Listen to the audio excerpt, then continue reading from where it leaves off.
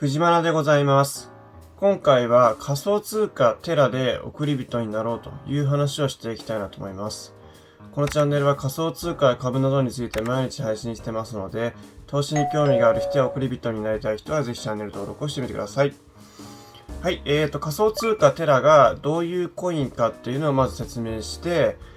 最近価格が高騰してきてるんですけど、それがどういう理由なのかっていうのを説明と、3番目に、仮想通貨テラを購入する、売買するならどういう取引所がいいかという話と、4番目にね、長期的なチャート分析っていう感じでやっていきたいなと思います。はい。じゃあまずね、仮想通貨、テラ。ルナって書いてテラっていうコインなんですけども、これがどういうコインかっていうと、まずね、韓国で生まれたコインなんです。これね、意外と知られてないというかね、多分ほとんどの人知らなかったんじゃないかなと思う。韓国初のステーブルコイン開発プロジェクトなんですね。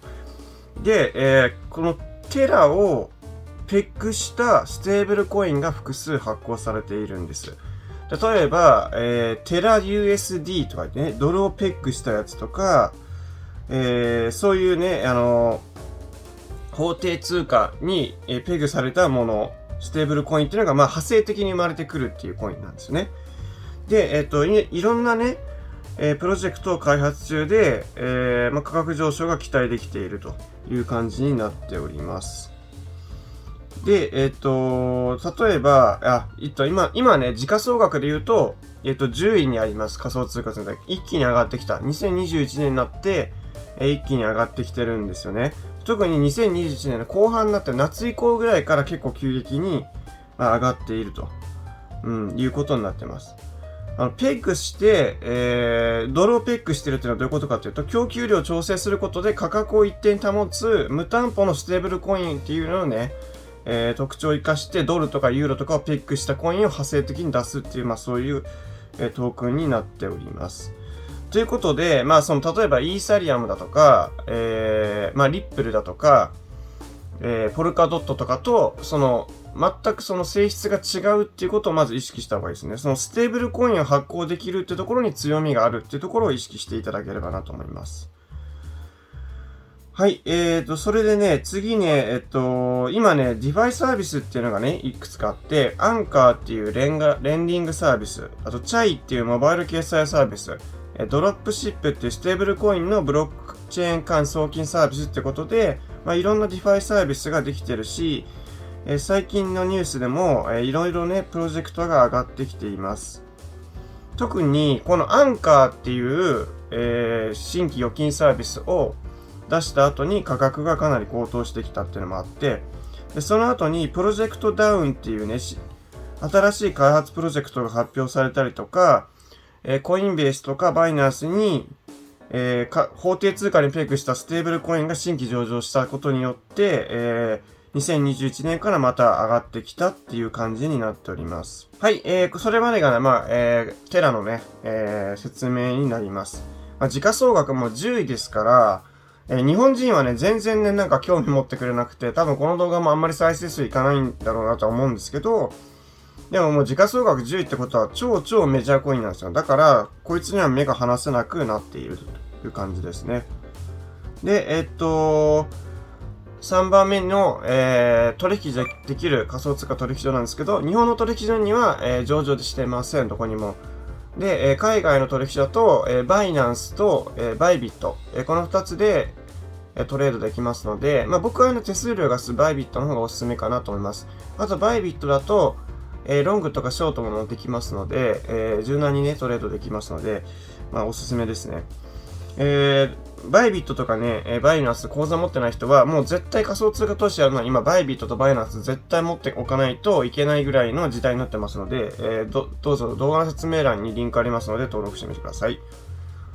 はい、じゃあね、最後にね、仮想通貨テラの、チャート分析を長期的にざっくりやっていきたいなと思います。バイナンスにはね、上場してからね、もう2年ぐらい経っていますので、結構もう長いっていうかね、意外ともう結構フル株なんですけど、今ね、70ドルぐらいを推移してます。これね、2021年の12月の7日に撮ってるんですけども、ちょうど今爆上げしてる段階なんですよね。これ週足です、バイナンスのね。上場したのが、この辺で、この辺まではすっごい安い価格帯で推移してました。0.2 ドルとかね、20円とか30円ぐらいずっと推移してきて、ここですよね。2021年の1月ね、こっからの爆上げがすごいんですよね。こっから一気に、もう14ドルぐらいまでになってますので、一気にね、だからこのヨコヨコしてたあたりから比べると、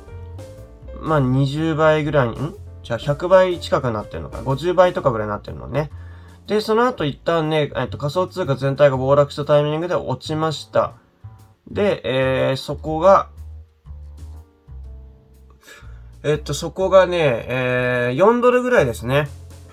だから、4分の1ぐらいまで落ちたけど、この辺と比べたらまだ10倍ぐらいの高値、あって、そっからのこの上昇でしたね。時期的には、この辺だから、7月、夏の終わりぐらいからね、新しいプロジェクトが発表されてからかなり違う。で、しかも、今見たらわかると思うんですけど、こういう平行チャンネルを描いたのを上抜けしてます。これはかなり強いサインですね。普通は、上昇の平行チャンネルは、下抜けがセオリーなんですけど、それを上に抜けてくるっていうのは相当強い上昇なんで、今70ドルぐらいですけど、下手したら数百ドルぐらいまでこのままね、ぶっ飛ぶ可能性も全然あるかなと思います。で、RSI はずっとこの辺でね、最近キープしてます。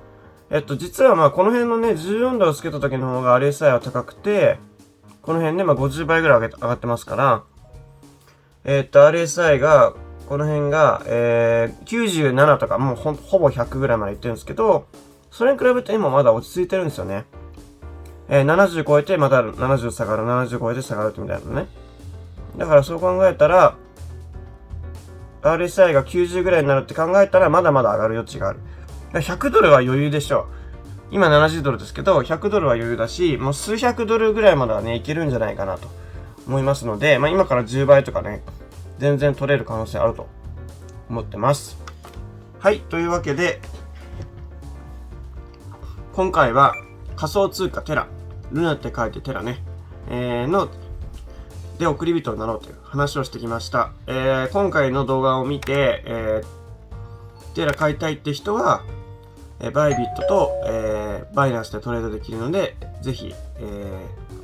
動画の説明欄から登録してみてください。最後までご視聴ありがとうございました。藤村でした。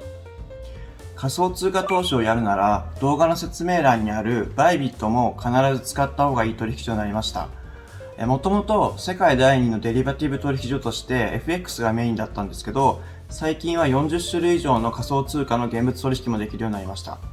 将来的にはね、バイナンスと肩を並べるような総合的な世界トップクラスの取引所になるらしいです。で、入金方法は、